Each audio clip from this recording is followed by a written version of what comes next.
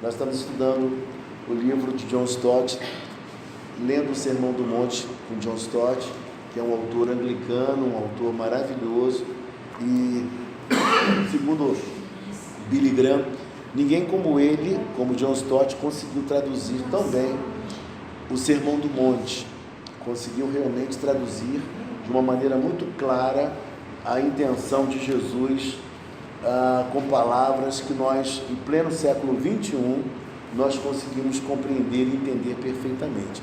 O nosso estudo ele é muito informal, entendeu?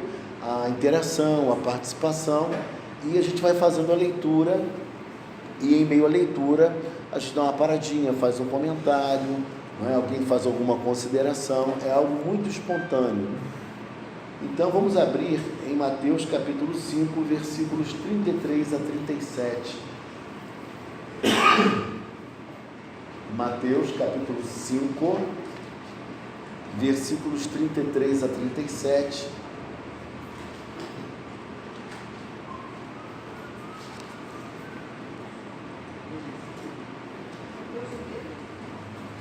Cinco, 33 a 37.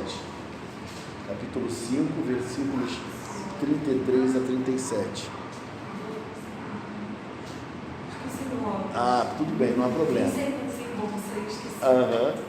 Então, vou pedir para alguém ler para nós os versículos 33 a 37.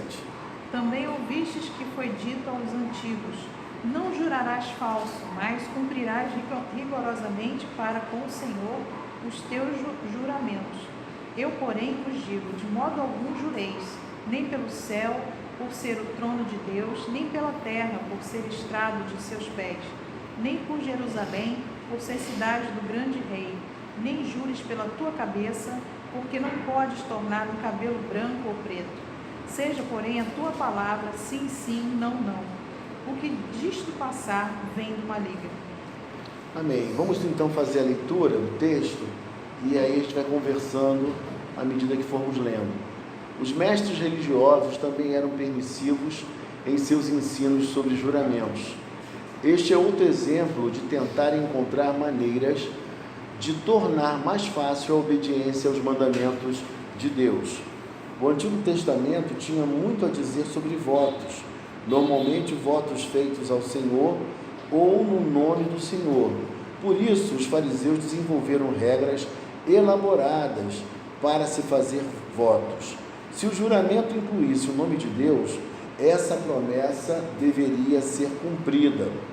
Mas se o nome de Deus não fosse mencionado no juramento, se uma pessoa jurasse por outra coisa, as promessas poderiam ser quebradas, sem quaisquer consequências terríveis.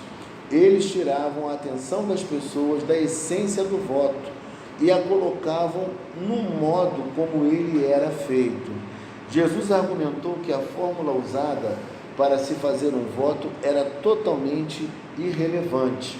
Realmente não fazia diferença alguma se Deus fosse mencionado ou não.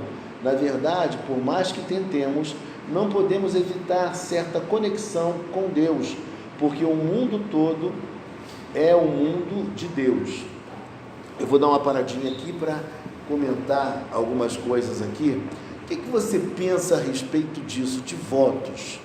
Vocês já ouviram falar, tem inclusive igrejas que promovem votos, sacrifícios e votos que envolvem você também ofertar um valor em dinheiro. Tem umas coisas agora assim, né, pelas igrejas aí fora. Mas como é que vocês pensam? O que vocês já ouviram falar?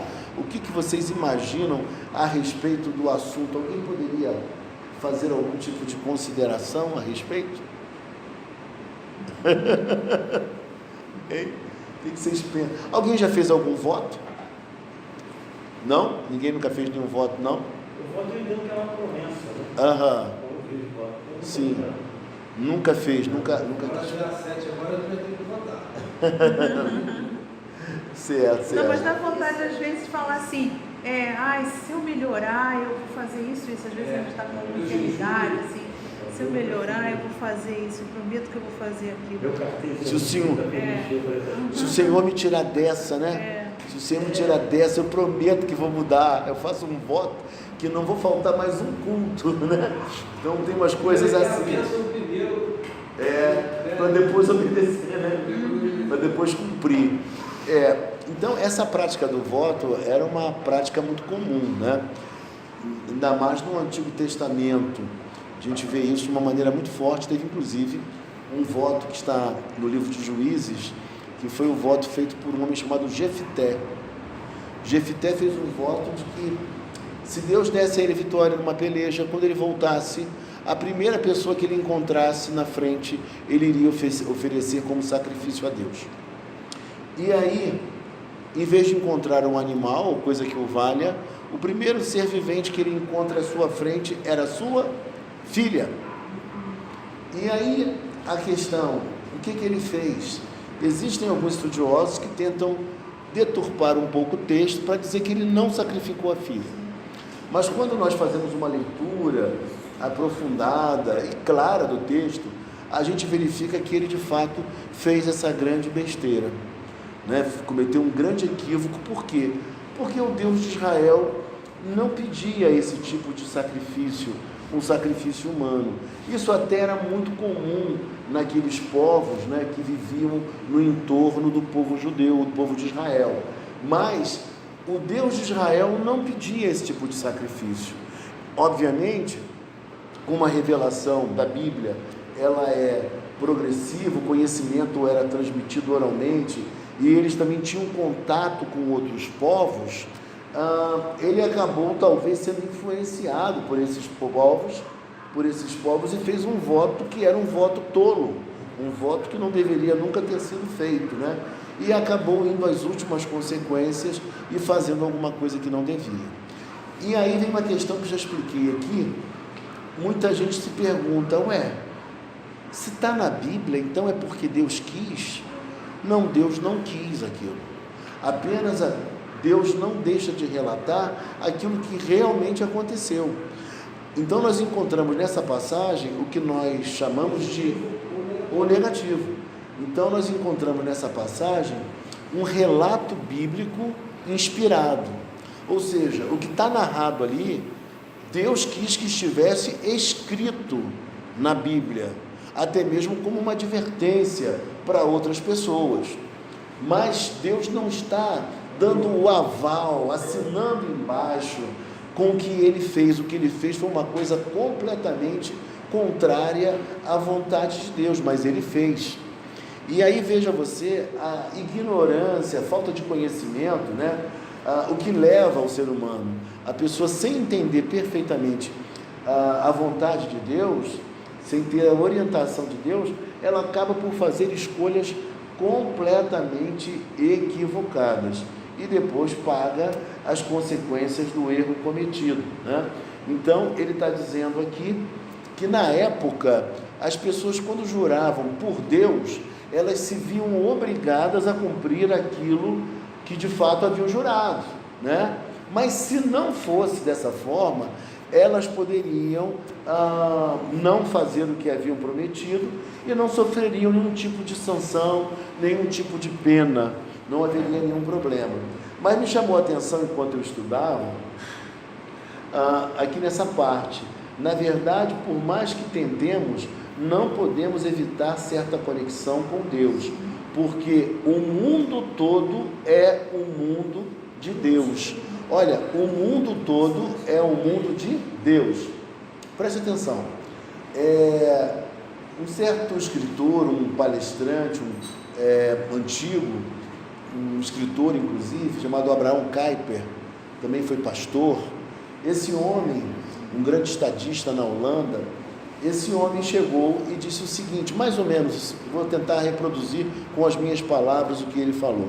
Ele disse que não existe a menor partícula desse universo, a menor que seja, que Deus não diga, é minha, me pertence. Então, o que quer dizer é o seguinte, que tudo que existe, tudo que há no mundo, tudo que você possa encontrar pela sua frente, pertence a Deus, ou seja, Deus tem o controle sobre todas as coisas, sobre todas as pessoas, sobre todos os seres. Deus tem um controle sobre a minha vida, sobre a sua vida, sobre o que vem pela frente na nossa história. Então Deus rege, Ele governa todas as coisas e nada escapa ao seu domínio. Por isso o autor diz, porque o mundo todo é um mundo de Deus. Se jurarmos pelos céus, eles são o trono de Deus. Se jurarmos pela terra, ela é o estrado de seus pés. Se jurarmos por Jerusalém, ela é a cidade de Deus. Se jurarmos por nossa cabeça, a cabeça nos pertence de certo modo, mas também é a criação de Deus e está sob o controle de Deus. Não podemos nem mudar a cor natural de cada fio do cabelo. Então, a Bíblia também fala no Salmo 139, se subo aos céus, lá estás. Se desço ao mais profundo abismo, lá estás também. Ou seja, o homem não tem como, de maneira alguma, escapar da presença de Deus. Mesmo que ele queira fugir, como fez Jonas, Deus há de encontrá-lo. E o que é mais interessante, Deus tem um amor tão profundo por nós, que os seus laços de amor, nos envolvem de tal forma que a gente não consegue ficar distanciado dele muito tempo. Às vezes nos aborrecemos com alguma coisa, às vezes temos uma tristeza na vida, uma decepção, um problema, uma crise, e isso faz com que a gente fique um pouco triste com Deus. Acontece. Mas Deus é tão maravilhoso que a gente não consegue ficar por muito tempo longe dele, nem tão pouco entristecido com ele. Eu lembro muito bem que quando meu filho era pequenino, bem pequeno, Daniel é grande perto do meu filho, quando meu filho era pequeno. Meu filho, ele às vezes fazia, como toda criança pequena, algum tipo de bagunça e tal, e às vezes você era obrigado a corrigi-lo, porque às vezes era uma coisa mais séria. Então, até mesmo para protegê-lo, a gente era obrigado a corrigi-lo, colocá-lo de castigo. E não nego a vocês, não. Em certos momentos, dar uma palmada, não bater, não espancar, mas uma palmadinha no bumbum, Isso não faz mal a ninguém, isso traz limite. E sabe o que acontecia quando a gente fazia isso? Em vez dele fugir de nós, em vez dele se esconder, de ter alguma repulsa da nossa pessoa, muito pelo contrário, quando a gente batia nele, obrigava com ele, ele vinha e nos abraçava e dizia, meu pai, e chorava e tal. Então o que acontece? Quem ama o pai, quem conhece o amor do pai, mesmo que nem tudo esteja acontecendo da maneira esperada por nós, o que acontece? A gente nunca fica demasiadamente triste com ele, A gente sempre está buscando a sua companhia, a sua presença, porque nós sabemos que ele é a pessoa que tem, de fato, a bênção, tem a promessa, tem a segurança para cada um de nós, E aí o texto vai nos dizer ainda assim, vocês viram que ele fala que até o fio do cabelo, até a cor do fio do cabelo, Tem um texto que fala que até mesmo a quantidade de cabelos, a quantidade de fios de cabelo, o Senhor sabe quantos fios nós temos. Então veja só, o grande amor de Deus para conosco. Esse texto que eu acabei de mencionar, ele tenta expressar o grande cuidado que Deus tem, um cuidado meticuloso. Deus é detalhista com seus filhos, Ele está cuidando de cada momento, de cada circunstância, de cada instante da nossa história, Então Ele é um Deus participativo, não é um Deus fora, não é um Deus distante, mas é um Deus que veio habitar dentro de cada um de nós. E aí Jesus fala aqui ainda, através das palavras de John Stott, tentando explicitar melhor o texto, de acordo com Jesus, o voto uma vez feito é obrigatório, independentemente da palavra ou das palavras que usemos para formulá-lo. A verdadeira implicação da lei é que cumpramos nossas promessas. Devemos ser pessoas de palavra. Nesse aspecto eu compreendo bem o que o autor quer dizer e compreendo os votos. Coisa triste é quando você lida com uma pessoa que ela não tem firmeza naquilo que ela quer, né? Ela diz uma coisa agora, daqui a pouco diz outra, né? Promete algo, daqui a pouco faz uma outra coisa completamente diferente. Isso não nos traz o quê? Segurança em relação ao outro, né? Então isso é péssimo. E aí o texto diz assim, devemos ser pessoas de palavra, isso torna votos ou juramentos desnecessários. Ele está dizendo para a gente o seguinte: se você tiver uma palavra firme, se você for decidido, souber realmente o que você quer e firmar a sua palavra, não é necessário você jurar por nada, nem pelo céu, nem pela terra, nem por Deus, nem pela sua mãe, né? Tinha aquela história quando eu era garoto que dizia, né? Eu juro minha mãe mortinha, né? Não há necessidade de fazer isso, porque basta tão somente que nós sejamos firmes e resolutos naquilo que nós tensionamos fazer. Bom, pessoas honestas não precisam recorrer a juramentos. Fazer juramento é, na verdade, uma confissão patética da nossa própria inclinação à desonestidade.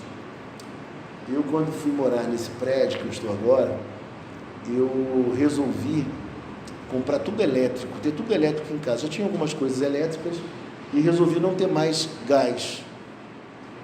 E aí compramos um fogão elétrico, um fogão pequeno, elétrico, mas muito bom, de ótima qualidade, consumo de energia baixo. Só falta agora fazer propaganda do fogão aqui, né? Mas fogão maravilhoso. E aí o que aconteceu? Eu tinha 2 botijões de gás em casa. E eu falei, o que eu vou fazer com esse botijão? Comentei com um rapaz que fornece gás lá na rua. O rapaz falou assim para mim, poxa, eu poderia comprar, eu poderia ficar com esses 2 botijões de gás. Aí eu falei, tudo bem, tudo jóia. Aí ele disse, só que eu só vou ter o dinheiro daqui a 2 semanas. Eu falei, tudo bem, sem problema. Aí ele foi lá em casa, conversou comigo, eu fui, entreguei os 2 botijões de gás a ele, ele virou-se para mim e falou assim, ninguém vai se sujar por causa de 2 botijões de gás, né? Eu falei, realmente ninguém vai, e até porque ele trabalha na minha rua, né? E eu fui, entreguei a ele os botijões de gás. Passaram 2 semanas, nada, encontrei com ele na rua, perguntei a ele, ele falou que ia resolver comigo, que ele pagar, que ainda não tinha recebido. Passaram-se mais alguns dias, nada. Um belo dia eu encontrei com ele na rua. Virei para ele e falei assim, olha, o senhor não precisa mais me pagar os 2 botijões de gás.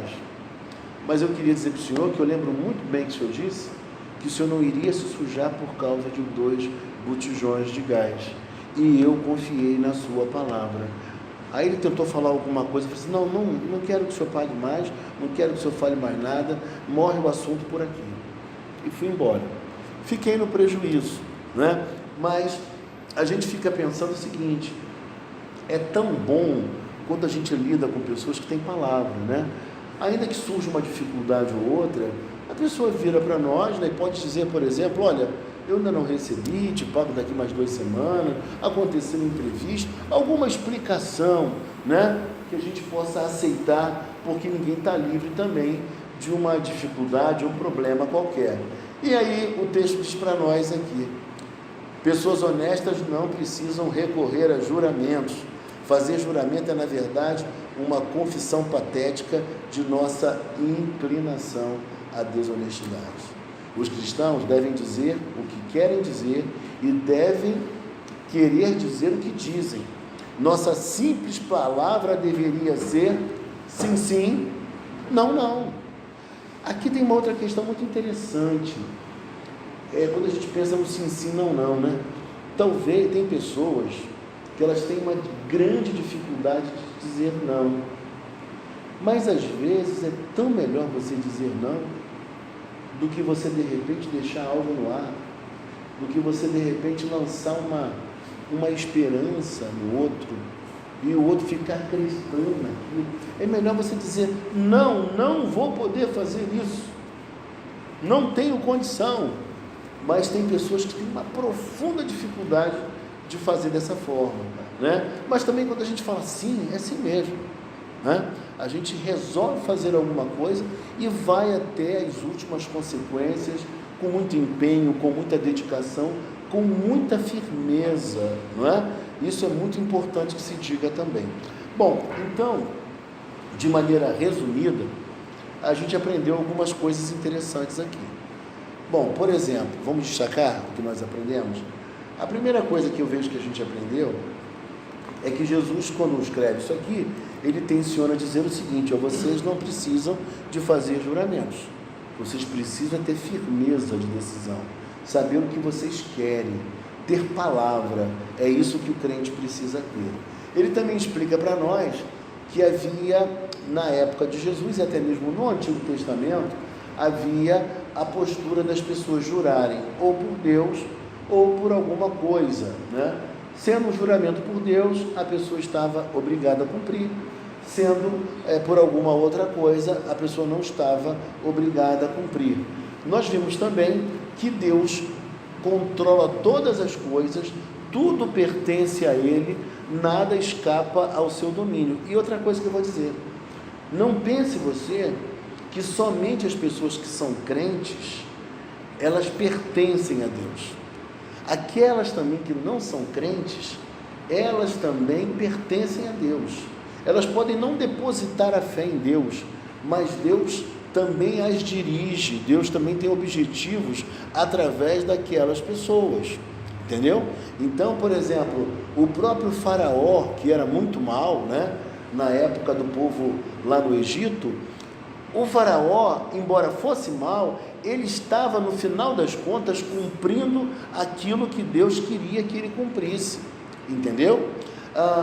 Os reis também, Ciro, por exemplo, era alguém que fazia a vontade de Deus, mesmo sem perceber.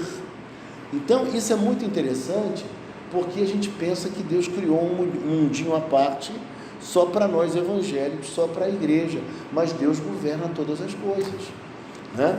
Então, isso traz para nós uma visão mais ampla do que é a vida, do que é o mundo. Por exemplo, a doutrina da graça comum, que diz que Deus derramou uma graça sobre a humanidade, sobre toda a humanidade, todo mundo recebeu essa graça, com dimensões diferentes, em proporções diferenciadas, mas todo mundo tem graça comum.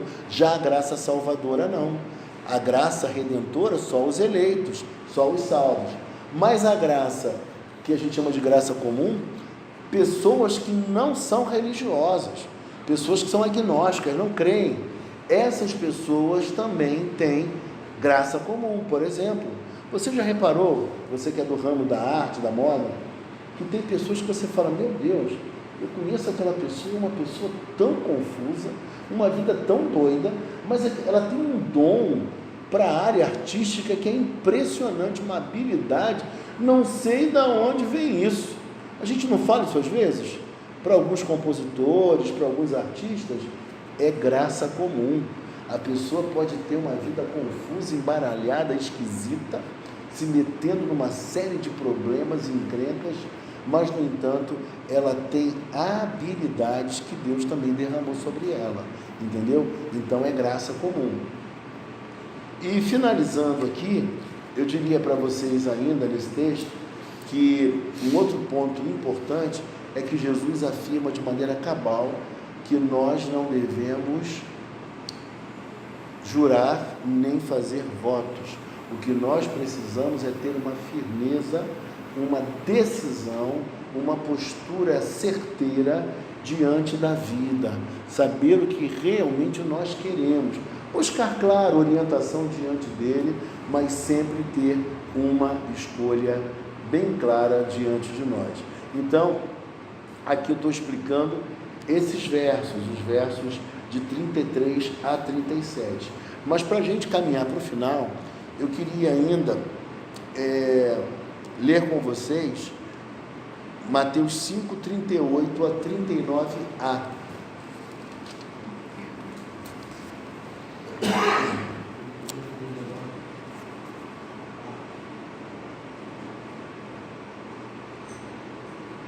Quem achar pode ler, Mateus 5, 38 a 39a.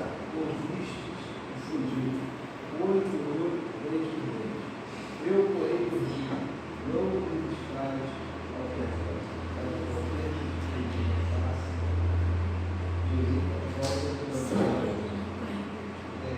até aí. Bom, então, aqui você vai pensar, olho por olho, todo mundo já ouviu falar de olho por olho, né? Olho por olho e dente por dente, né? O que tem a ver isso com a gente, com os cristãos em pleno século XXI? Cristãos estão vivendo hoje num mundo de tanta maldade, de tanta perversidade, de tanta injustiça social. Como o cristão lê esse texto e como o cristão pode vivenciar essa parte do Sermão do Monte? E aí diz assim: as duas ilustrações finais da justiça mais profunda se tornaram as partes mais admiradas e as mais ressentidas do sermão. Jesus nos chama a mostrar amor tanto ao perverso quanto aos nossos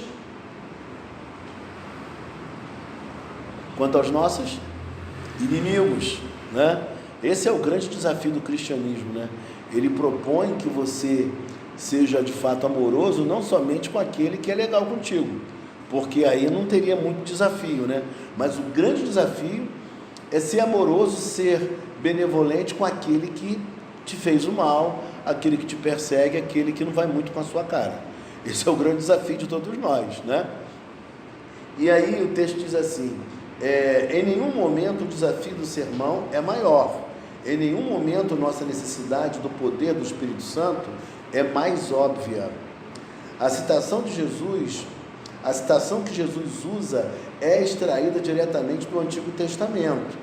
Quando decidiam um caso, os juízes de Israel deveriam seguir o princípio da retribuição exata.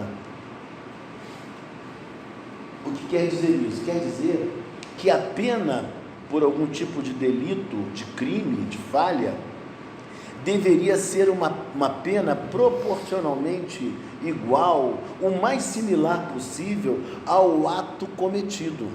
Essa é a ideia do olho por olho. Nós às vezes entendemos, né, como um ato realmente de tirar o olho do outro.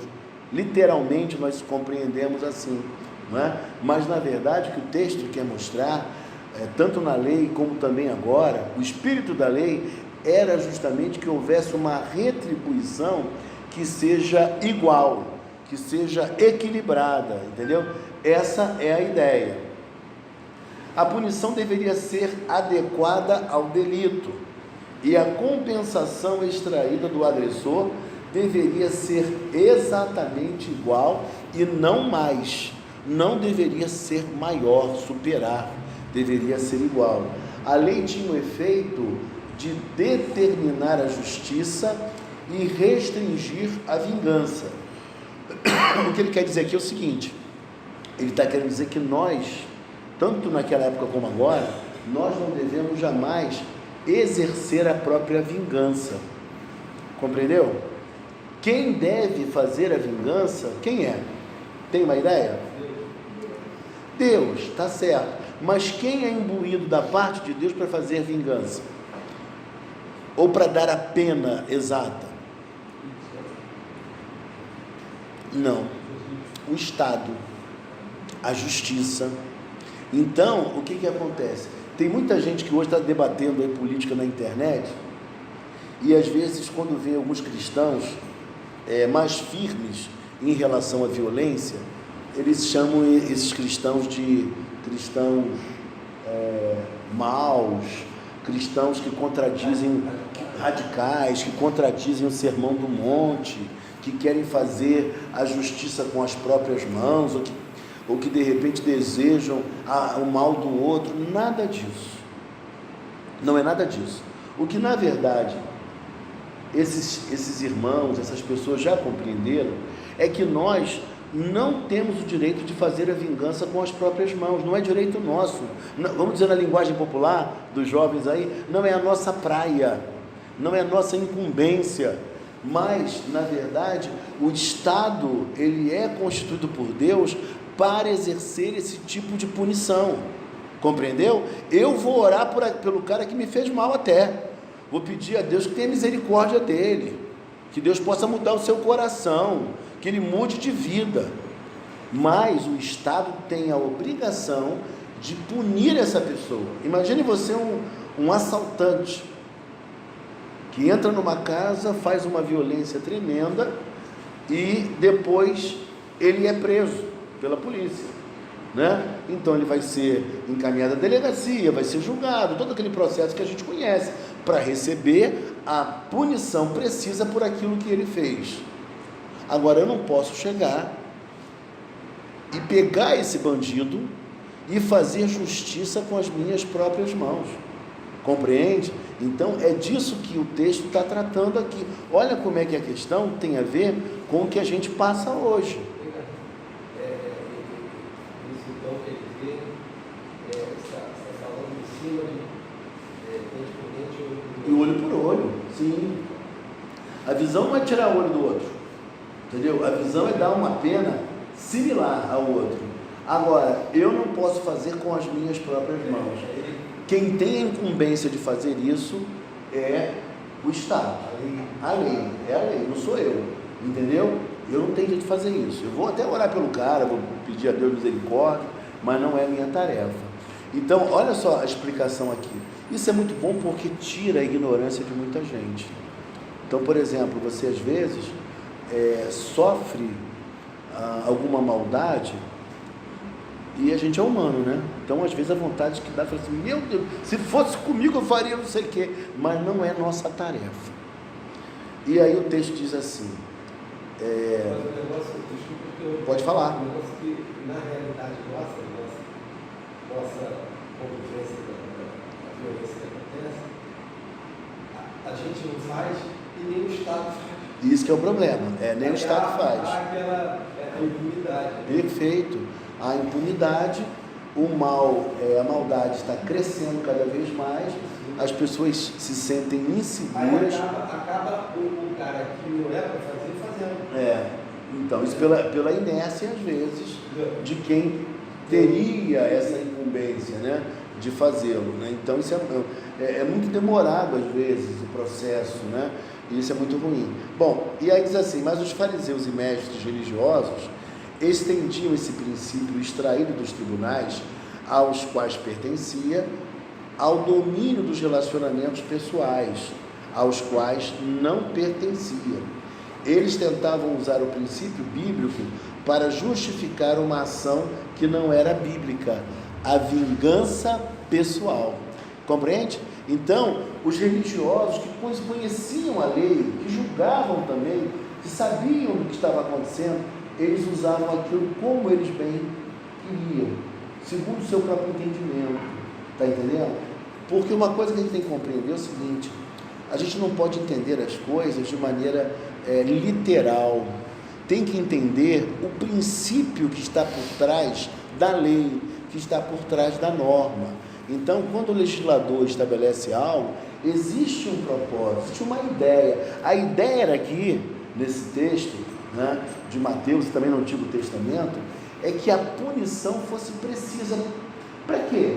Para que aquele que foi prejudicado, ele pudesse sentir o quê? Satisfeito. Ele fala assim, não, a justiça foi feita. Eu sei que de repente eu fui prejudicado, eu perdi, sei lá o quê, alguma coisa ruim aconteceu, mas a justiça foi feita. É esse o princípio. Bom, mas nunca vingança pessoal. Você fazer com o outro o que o outro fez com você, né? O que Jesus demonstrará é que, embora pertença corretamente aos tribunais, e aí vem o que vocês disseram, e também ao juízo de Deus, o princípio não se aplica aos nossos relacionamentos pessoais. Ou seja, Deus não deseja que a gente viva se vingando do outro, que a gente viva tripudiando em cima do outro. Então, tipo assim, alguém te fez um mal e de repente chega para você a notícia que aquela pessoa que te fez o mal está na pior agora. Aí você, opa, que beleza, ele agora está mal, tá vendo? Foi tão ruim comigo, agora também caiu. Isso não é um sentimento correto para um cristão. Agora, passa às vezes pelas pessoas? Passa. Passa pela nossa cabeça? Passa. Mas como dizia Lutero, eu não posso impedir que um pássaro voe sobre a minha cabeça, mas eu posso impedir que ele faça ninho. Então, tipo assim, veio um mau pensamento na minha cabeça, eu tento descartá-lo, né? Mandá-lo para longe, porque vai passar pela minha cabeça, mas eu nunca posso ter essa alegria com a dor do outro, com o sofrimento do outro, por mais que o outro me tenha feito mal. Isso é muito comum, às vezes até nas relações de amizade. Às vezes você é amigo de alguém, você gosta do outro, mas às vezes uma coisa boba, banal, faz com que você revide, ou que você por um problema venha se afastar dele, mas você revide por algo tão tolo, tão bobo, né? Isso também acontece muito aonde? Na relação marido e mulher, né? A gente às vezes tem esse tipo de picuinha, né? Esse tipo de coisa, não deveria, mas essas coisas acontecem, às vezes, fez comigo, agora vai ter que receber. E assim também é na amizade. Na amizade acontece a mesma coisa. Nas relações, de um modo geral, colegas de trabalho, acontece às vezes, né? Tirou onda comigo, agora chegou a minha vez, tá vendo? Me zoou porque eu não sabia isso assim, agora também eu vou lá e vou dizer, ó, tá vendo aí? Não sabe fazer também não, ó. E estava me zoando, me avacalhando, brincando comigo. Bom, e aí vem, nosso dever para com os indivíduos que nos fazem mal não é retalhar, mas sim aceitar a injustiça sem vingança. O sentimento de vingança, ele é terrível, porque ele fica ali dentro, né? Ele fica ali dentro e você, tipo assim, fica aguardando o seu momento de fazer retaliação. Você não vê essas guerras que acontecem aí nos países do Oriente, né? Uma raiva que prolifera já há séculos, há milênios, né? São povos muito antigos e eles ficam assim, fizeram comigo, vou fazer também. E com isso o que ocorre? Morrem muitos inocentes, lamentavelmente. Bom, não resistam ao perverso. O que exatamente Jesus está nos pedindo para fazer? É uma pergunta. O que exatamente Jesus está nos pedindo para fazer, gente? Diante do que nós falamos aqui agora, até agora, o que você me diz? Perdoar. Não guardar no coração o rancor, o ressentimento. O que mais?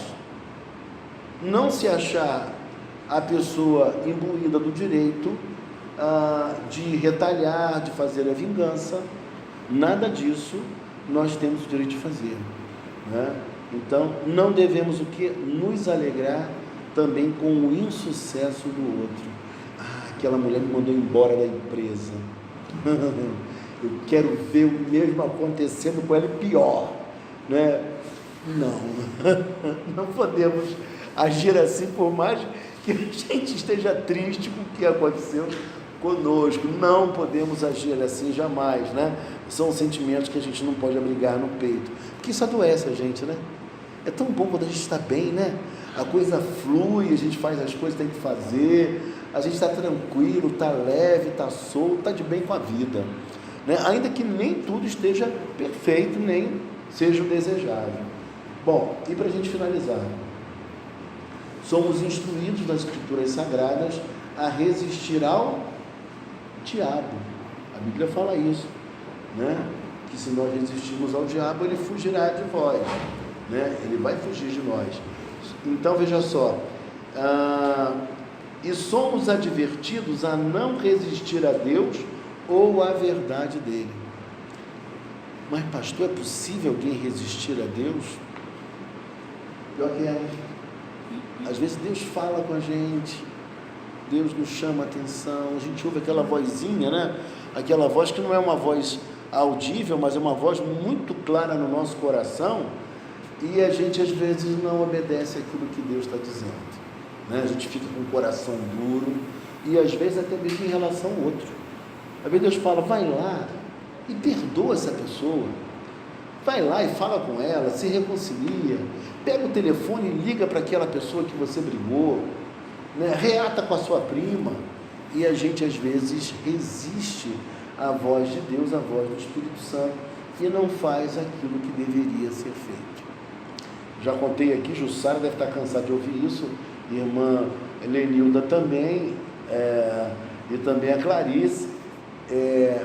Meu pai, quando faleceu, ele deixou o negócio dele, que era um negócio informal, tipo de Paulinho assim, mas a gente vivia muito bem com os recursos daquele trabalho, assim como o Paulo também, sabe que é um trabalho bom, trabalhar com móveis e tal, restauração de móveis, enfim, estofamento, lustre, empalhar e tudo mais.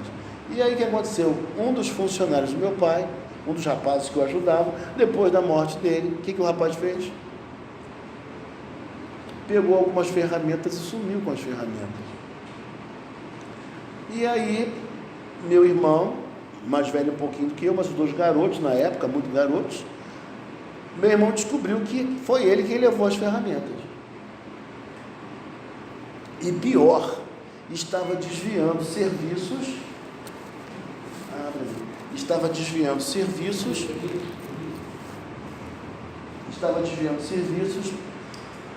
de lá para ele mesmo. Ou seja, ele pegava serviços e levava, abordava os clientes e levava serviço para ele fazer, para ficar com todos os recursos. Oi, boa noite. Para ficar com todos os recursos, tudo bem?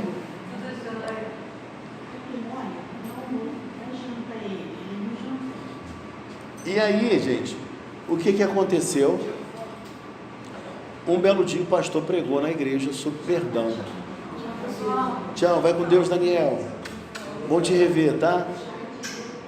Aí o pastor foi e pregou sobre perdão no domingo à noite. E eu cheguei em casa, fui orar. Falei, Deus, eu já perdoei, eu não tenho ninguém que eu carregue mágoa. Todas as pessoas já perdoei, não há ninguém. Enquanto eu orava, veio na minha mente o quê? A pessoa.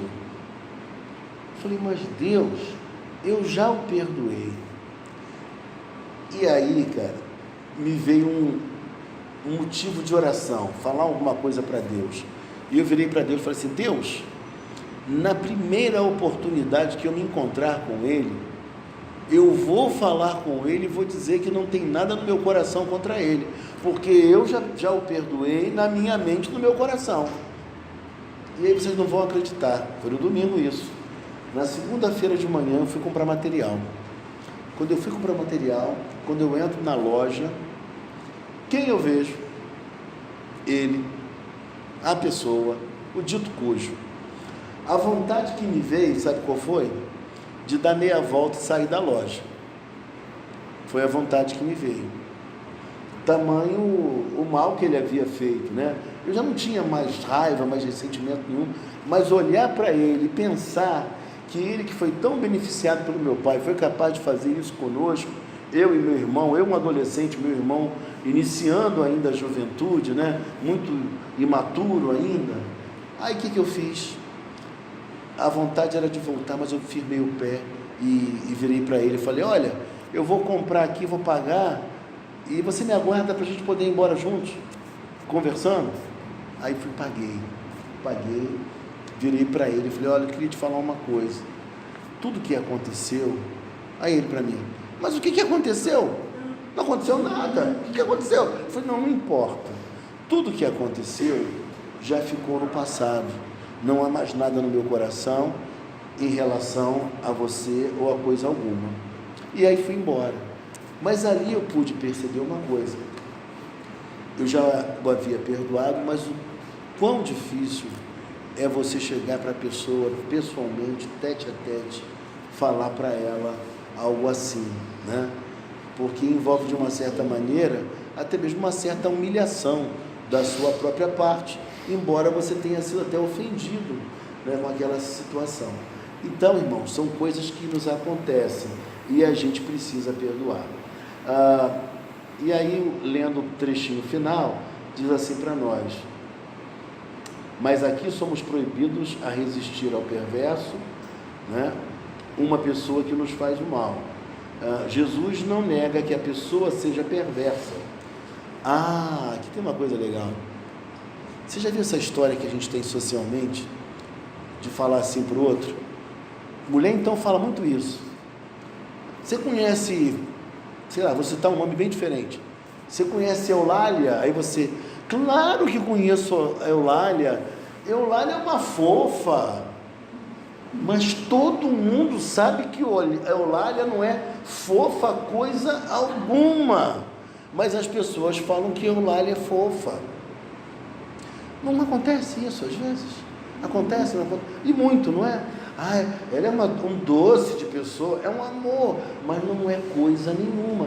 Então não chame de fofa quem não é fofa. Não precisa. Não diga que é bom quem não é bom. Quem é mau. Aqui o texto fala, olha, Jesus não nega que a pessoa seja perversa, ou que o que ela nos faz seja mal. O que a pessoa nos fez foi mal. Mas repare uma coisa comigo, Jana. Às vezes alguém faz um mal a nós. Perfeito. Só que Deus transforma aquele mal em bênção. Deus transforma aquela maldição em bênção.